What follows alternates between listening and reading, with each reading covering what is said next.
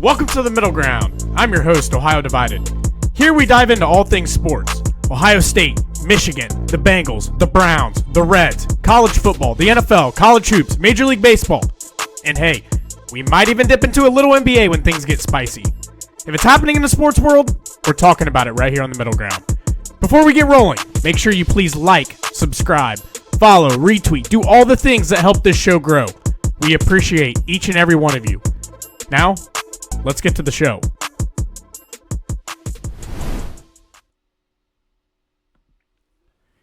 It is Monday, December 15th, and there's not a whole lot to be excited about if you're a professional football sports fan in the state of Ohio. Whether that's the Browns or whether that's the Bengals, not a lot to be excited about. Woke up this morning, we're 10 days away from Christmas. It was cold as shit, about 2 degrees whenever I woke up this morning, just to add on to me already feeling like complete shit and just how the Bengals game went yesterday, but it really ultimately doesn't end there. A lot more to unpack as you get into everything that just is going on amongst Joe Burrow, the Cincinnati Bengals, ownership, GM, head coach, and yeah, we've got a lot to unpack. Looking forward to the rest of this week. I think later in the week, Norm and I are going to try to get a show together, talk through the 4 college football playoff games that are coming up this weekend, and then the never-ending Michigan drama that seems to just something every few hours, I don't know at this point, just seems to be coming out time after time, and just more continues to come out. Now they're saying that this chick was being held, was threatened by a All-American at Michigan and a current NFL star.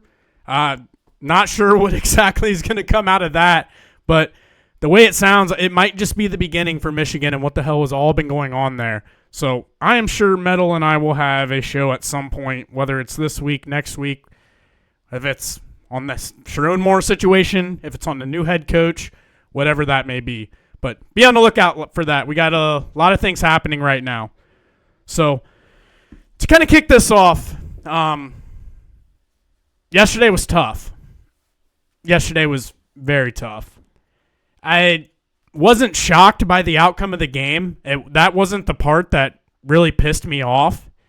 If you told me that they were going to go out and lay an egg and lose 24-0, I probably would have said, yeah, you're probably right. I wasn't expecting a whole lot going into it. But when for one, yeah, your season is eliminated, but that was kind of the writing on the wall for a pretty long time now. I think the second that you saw Burrow go down in week 2 against the Vikings, and not maybe so much right whenever he went down, but after the fact that it came out that he was probably going to be out for about 3 months, he actually came back in 2, if you haven't been paying any attention. That was when I was like, yeah, this season's cooked. If you don't have Joe Burrow, you're done. So I've been saying basically since week 2 into week 3, especially week 3 when I forget who it was they went and played. They got absolutely dog-walked that third week, whoever it was. I can't remember who it was off the top of my head anymore. I think it was the Vikings. Yeah, because the Jaguars game was whenever he got hurt, and the Vikings, they went up there and just got absolutely murdered. Once I saw that cemented that this season was over. So for one, yes, yesterday was sad, disappointing, led you a little pissed off. Because the Bengals aren't making the playoffs for a 3rd season in a row when you have a franchise quarterback. But if you've been paying any attention to this defense, if you've been paying any attention to who the head coach of this team is, if you've been paying any attention just the vibes of this team and this organization, yesterday shouldn't surprise you, and you should have known this season was over a long fucking time ago. Now, the part that really pissed me off, it came out after the game with reports that there were fans heckling Joe Burrow the entire second half, to the fact that Jamar Chase had to speak up and tell them to shut the fuck up and go home.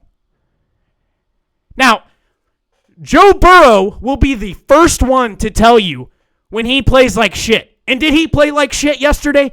Absolutely. Yesterday was one of the worst games I've ever seen Nine play. It was one of the worst games I've ever seen Joe Burrow play.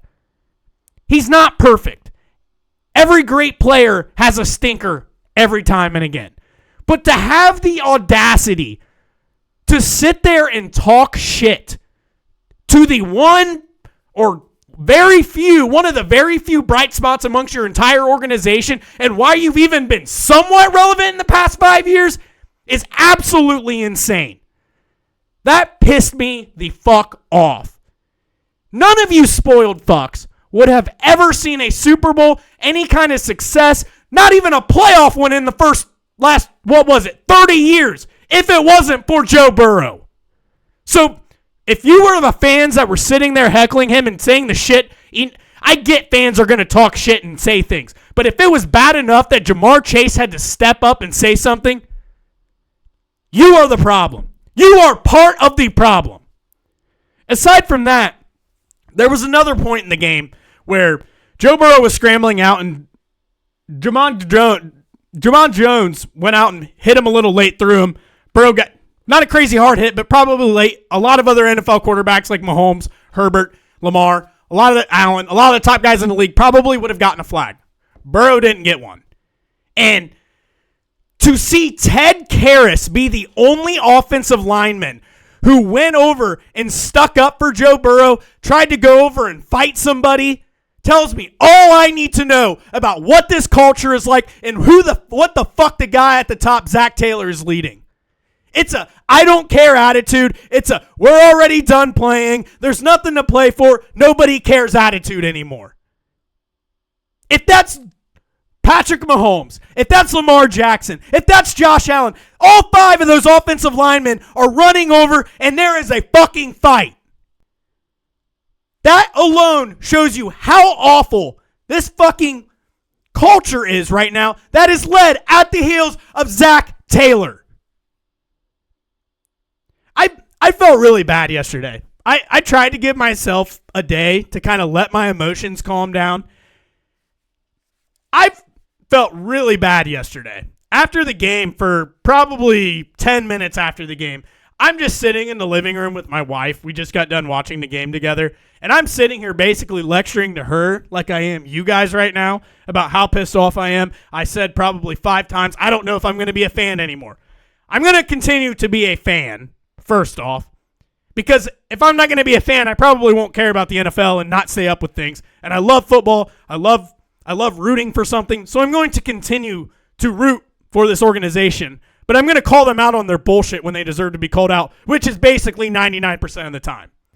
But I'm sitting here like lecturing this type of shit to my wife, and she's kind of just looking at me like, okay, like I understand half of what you're saying, and like she's sitting there laughing at me for saying I'm probably not going to be a fan anymore. And sure enough, she was right.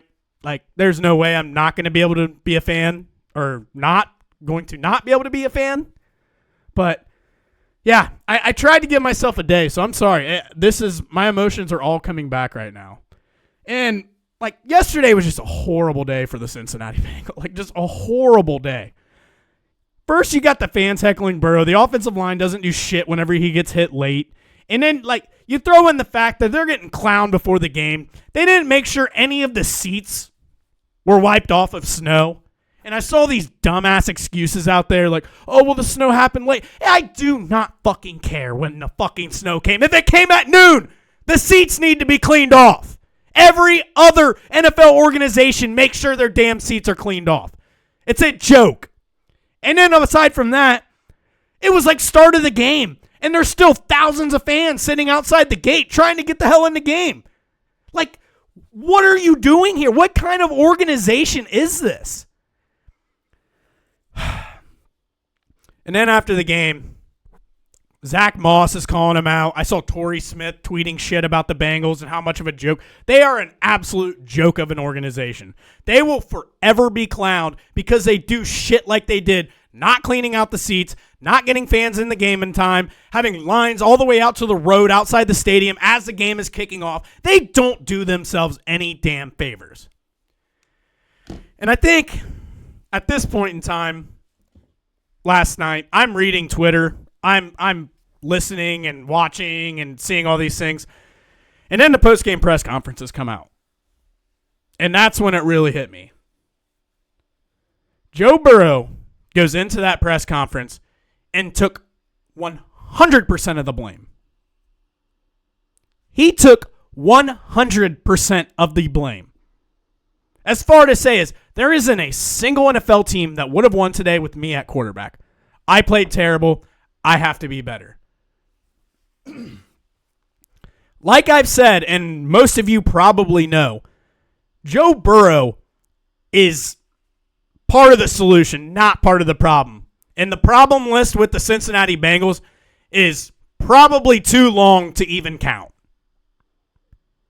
And for him, he could go in and point the finger at this, point the finger at that. He could have went a million different directions. Not only that day, but why the fuck they got eliminated yesterday. But he did what a true leader does. Took it on the chin, took the blame, and said, I have to be better. The Cincinnati Bengals, this ownership, this front office does not deserve Joe Burrow. So, when you talk about how we get to this point, you got to look at the timeline, how we got here. So, Burrow, back in 2020, knee injury, out for the year. 2021, leads them to the Super Bowl. 2022, gets back to the AFC Championship, loses on a last-second field goal. They were cooking. They were right there. They were the team that could potentially take down the Kansas City Chiefs. They just did it the year before and got to the Super Bowl. They were right there, neck and neck, almost did it again. If you told me after that AFC Championship game when they lost on the last-second field goal, the one where Joseph Osai hit Mahomes late and they called the flag, put him in the field goal range, and they won. If you told me the Bengals were going to go the next 3 years without making the playoffs, I would have told you are fucking nuts. I would have laughed in your face. I would have clowned you. I would have called you everything but smart. But maybe I'm the dumb one. Maybe I'm the problem. I probably am the problem. I support this fucking organization.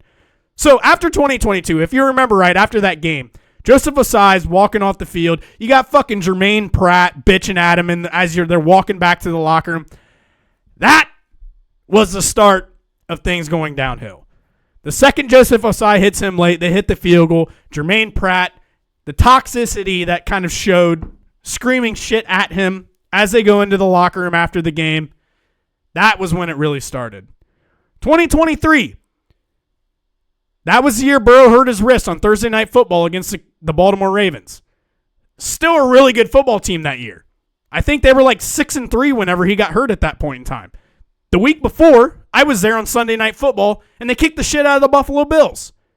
Like 2 weeks before that, at San Francisco, Burrow goes out and plays probably the best game I've ever seen Joe Burrow play, and they beat the 49ers when they were at the top. 2023 was still on the same route that what they had in 2022 and 2021. They were still cooking. Burrow hurt his wrist, and that season was over. 2024, Joe Burrow comes out and has the best season of his career. And the defense was very, very, very, very bad last year. What we all already know. This was where I think it turned for Burrow. This is where shit started to get bad. And they lost a ton of heartbreakers last year, like 6 of them if I remember right. Whether it's missed field goals at the end, just the pass interference call late against the Chiefs comes to mind. Like they lost probably 6 games that you flip a coin, they go the other way. Like that team probably wins 12, 13 games. But they're on the wrong end of really bad luck last year. But I think last year was when you started to see the frustration in Burrow's face. You started to see the frustration in his face on the sidelines. You started to see the frustration in his face on post-game press conferences. And really, when you knew, they'll tell you in post-game press conferences after the fact, Zach Taylor and Joe Burrow, that everything's fine. They support each other 100%. But what really showed is in the action when things are going live at Carolina last year when Burrow and Zach kind of had their altercation on the sideline. That's when it screamed to me, everything's not okay here. You kind of started to see that frustration out of Joe. You kind of started to see some cracks in the foundation at that point. And then you go on to see Carson Palmer making basically the same comments that I just made, that he's seeing frustration in his face. And I honestly don't know why Bengals fans get so pissed about Carson Palmer. Like, he shits on the organization. Don't get me wrong. He very rarely has many great things to say about them at all. But is he wrong? Like, is he wrong when he talks about the Bengals? Like, at some point, you have to sit back and not just be a biased fan and really think about, what are the issues here? You can't sit here like some accounts on Twitter and just blast whatever it is that the front office wants out there into the public just to kind of put the organization in the front office in a good light. Carson Palmer has done nothing but spit facts about this organization since he's left. Has he kind of gone out of his way at times to shit on him? Yeah. But I don't know if I really blame him. Like, they take you number one overall. Like, you are talented enough to hoist a Lombardi trophy, and when you don't have the support from the front office, you don't have the resources from the front office to get there, and as you look around the league, a lot of other places have, and a lot of other top quarterbacks in the game have, that's frustrating as fuck. You can only do so much. When you talk about the lack of scouts, the lack of coaches, the lack of ability to evaluate talent, just the stupid shit that this ownership group does, you can't help but shit on them for it. And as you go on from last year, at the end of the season, Joe Burrow leads the NFL in yards. He leads the NFL in touchdowns. Jamar Chase wins a Triple Crown. Trey Hendrickson leads the entire league in sacks. And you're still sitting at home. You're still sitting at home. That was where I think really broke him. I think he went out. I don't know if it was Trey. I don't know if it was Jamar. I don't know if it was Joe. You know they all talk. But one of them at the end of the year came out and basically said, if you would have told me that Joe, Jamar, and Trey all did these things and we didn't make the playoffs, I would have told you you're an idiot. So you know that they're thinking that. That you know that they are thinking that. I think that was what really pissed him off and set him over the edge. And then you go and fast forward into this year. Second game of the year. He's like 5 quarters into the season, fucks up his toe. And I think that he went into this season like, I just had the best season of my career, had an MVP caliber season. If we don't just suck and basically if we just make the playoffs, I'm probably the MVP and we could get in and we could have made some noise. But you didn't. And then he goes and he fucks up his toe week 2, third season-ending injury. I guess the season wasn't season-ending. Basically was season-ending. And I think he's gone into a really bad mental space. He's gone into a really bad mental space. Coming off the season like he had really good ambitions. New season, we're going to fix some things. We are really close to winning 5 or 6 of those games that were nail-biters at the end last year. Some of those, if we can just get some things to bounce our way, like it did in week 1 when they did not deserve to beat the Cleveland Browns, maybe we can find ourselves getting the 10-11 wins and getting back in the postseason this year. He fucks up his toe and basically done for the season. And this is what really pisses me off about the fans that were out there saying shit to him, giving him enough talk that Jamar Chase had to say something to them. He was supposed to come back like this week, and he worked his ass off to come back an entire month before. He has constantly put his body on the line and worked his ass off to try and get back to play for his teammates, to play for this team, and to play for the fans. and to treat him and say the shit that whatever it was that they were saying that was enough for Jamar Chase to speak up is just sickening. It's sad. It is just sad. And I still see people that are like, well, he played like shit yesterday. He hasn't looked great. I thought Joe has looked, aside from yesterday, I thought Joe has looked fine. He came back an entire month early from what people were saying he was going to come back. He came back on Thursday Night Football. Yeah, he didn't look great at times, but he played well enough for them to win against the Ravens the first time around. Last week at Buffalo, he was playing extremely well. It looked like one of those vintage legendary Joe Burrow games where he's going to come in. All odds are against him. They have no place to win. It looked like it was one of those games where he was going to go into Buffalo and bring his team out with a win. Aside from one pass, he was exceptional. And then yesterday, he played like shit. He played as bad of a game as I probably have seen him play in stripes. But to sit here and to say the shit that was probably said to him yesterday is absolutely insane. As you have seen time and time, basically through Burrow's entire career, the first 3 to 4 weeks of the season, he looks pretty mid. He's a timing quarterback. He is a guy that has to play on schedule on time. And it takes a little bit of time for him to get there. It usually takes him 3 or 4 games. The first month of December, or the first month of September, typically isn't always Joe's best month. But after that, he is the best quarterback in the league if he's healthy. From October on, he is usually, if he is healthy, the best quarterback in the game. And there's a lot of narratives out there right now. Well, the Bengals, the reason why that they're not very good is because T and Jamar took all the money.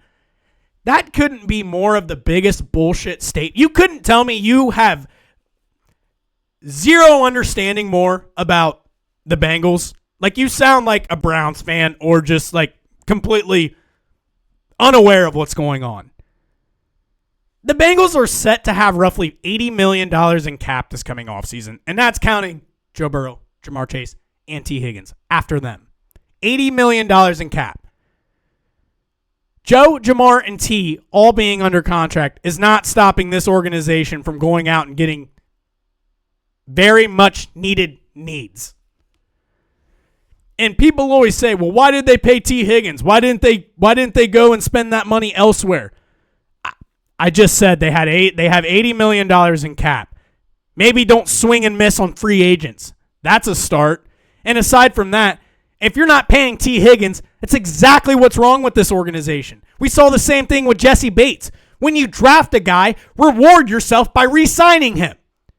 When you draft a guy and he's an all-pro, Pro Bowl level player, re-sign him. Don't let him walk like they let Jesse Bates do, which Jesse Bates was very possible to bring back. Letting T walk is exactly what is wrong with this organization. You had T, a guy who came in at the same time Joe Burrow did when shit was fucked. T. Higgins is a locker room guy. T. Higgins has been part of the solution that got the Bengals to where they were, going to the Super Bowl, winning the AFC North, and winning AFC championships and making appearances. You don't trade that away, or you don't let that walk, I should say. Letting T. Higgins walk is everything that is wrong with the Cincinnati Bengals. So that is the one thing I will give the front office credit for, getting that right. Would you like to have your number 2 making as much money as what T. Higgins is? Probably not. But who else are they going to spend it on? They could have still kept Jesse Bates. Jesse Bates could still be a Bengal right now, and they would still have an abundance of money. That brings us to the next point. You've just let... The reason you're in the spot you're in on the defensive side of the ball is because you can't fucking draft. You can't fucking identify talent. You're taking guys like Jackson Carman. You're taking guys like Shamar Stewart, Chris Jenkins, Barrett Carter, Demetrius Knight, Cam Taylor-Britt, Dax Hill. The list goes on and on and on and on of guys they've just missed on. Jordan Battle. And you look back to that Super Bowl team, You weren't keeping those guys forever. They're old. A couple of them are even retired at this point. But you backfilled them with shit. That is why you're in the position that you're in. It's not because you paid T. Higgins. You're in the position you're in because you have the smallest scouting department in the NFL. You have the least amount of coaches to develop these guys in the NFL, and you can't evaluate talent worth shit. Give me gridiron grading. Give me Joe Goodberry. Let them form in a roster and do the drafting in April, and the Bengals are in a 10 times better spot than what they're in today. You look back from that Super Bowl team. You let guys like Jesse Bates, we just talked about him, walk. Von Bell walked. You brought him back, but you brought him back like 2 to 3 years later when he was no longer good, and I don't even know if he's in the league anymore. He might not be. I don't know. DJ Reader, another guy you let walk. The Detroit Lions got him for pennies on the fucking dollar. A cement of your defense. A cement of what the identity of your defense on that side of the ball for the few years that you were really good. For the 3 years that you were really good. You let him walk for nothing. Logan Wilson. Logan Wilson has had his issues. I was indifferent about the decision to trade him. Whatever. I understood the situation at the time. You had 2 rookie linebackers. You wanted to see what they were, so you traded him. Well, turns out to find out those rookie linebackers fucking suck. So there's a couple more picks that you missed on. Logan Wilson, big part of the defense, gone. Did not replace. Jermaine Pratt, gone. Yes, he's a dumb fuck, but he made plays in big-time moments for the Bengals when they were really good. Should he have left? Should they have let him walk? Absolutely. But you didn't replace him. Gone. Cheeto Bayawuzie, shut down corner for 2 years. Tore his ACL in 2022 on Monday Night Football against the Cleveland Browns when the Bengals got dog-walked on national TV. You replaced him with Cam Taylor-Britt, who looked like he was showing flashes early on. Turned into an absolute train wreck. Cheeto, gone. Mike Hilton, a big locker room guy, a culture guy. Sure, he's getting up there in age. You probably had to move on from him at some point. But the point remains, you don't know how to draft. You don't have the ability to evaluate talent, and you get in these situations of where you're in. Mike Hilton, gone. You don't replace him. You replace him with dog shit.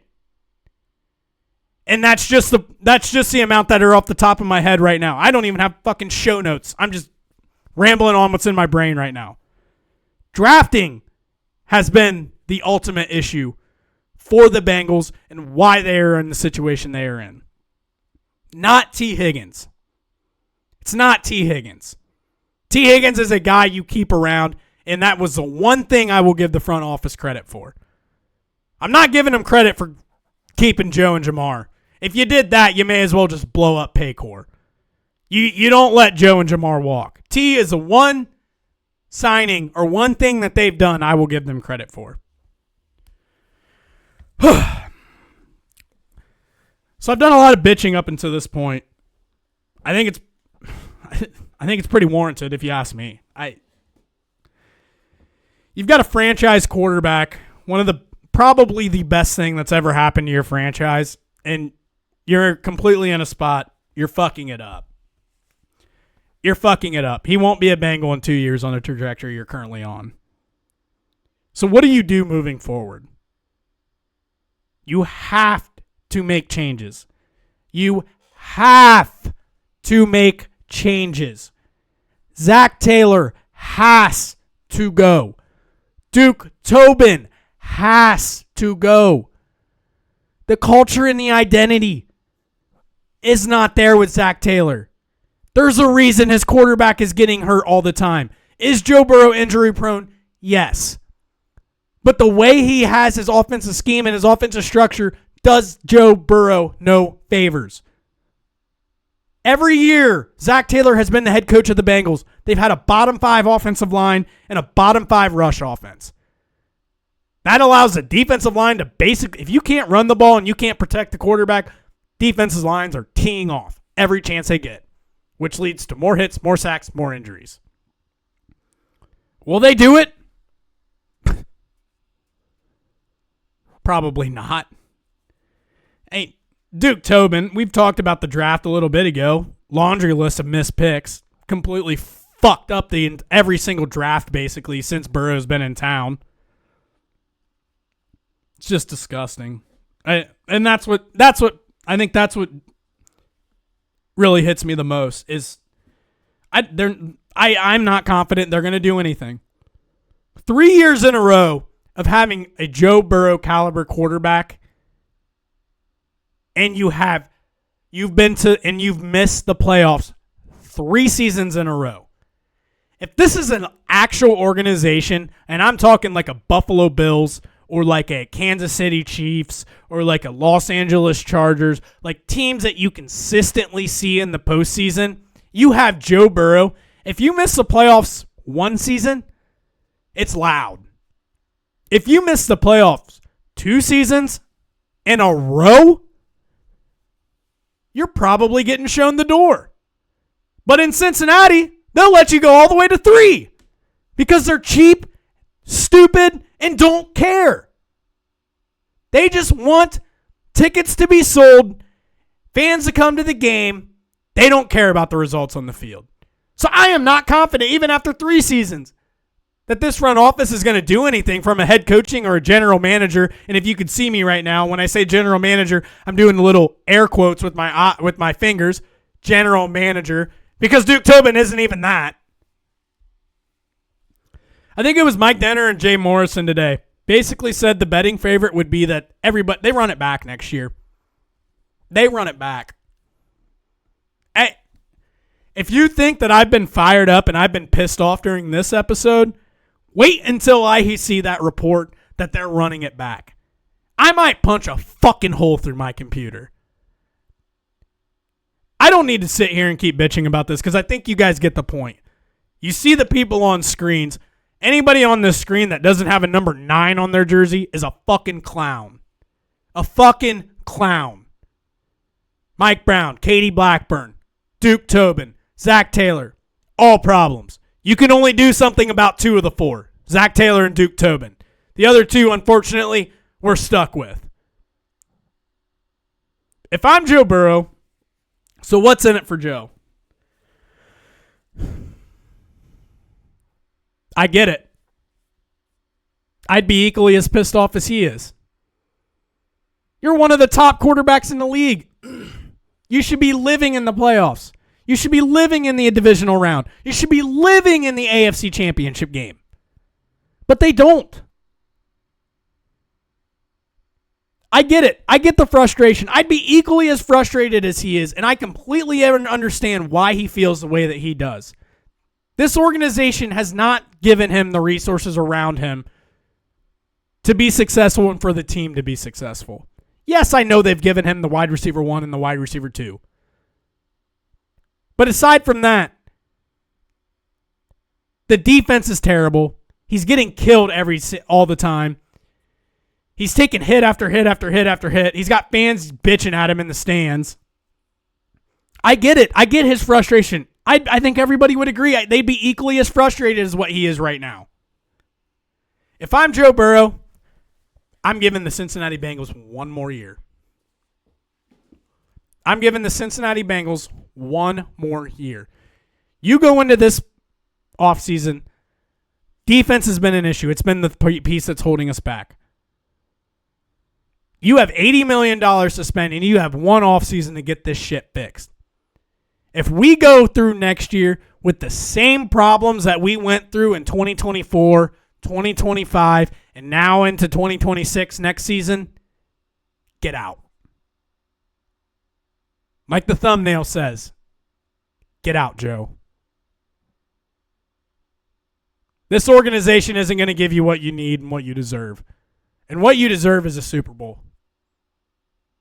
I thought early on in your career, I thought you were going to get multiple. But you're not doing it here. At least not as of today. They'll be lucky to get 1.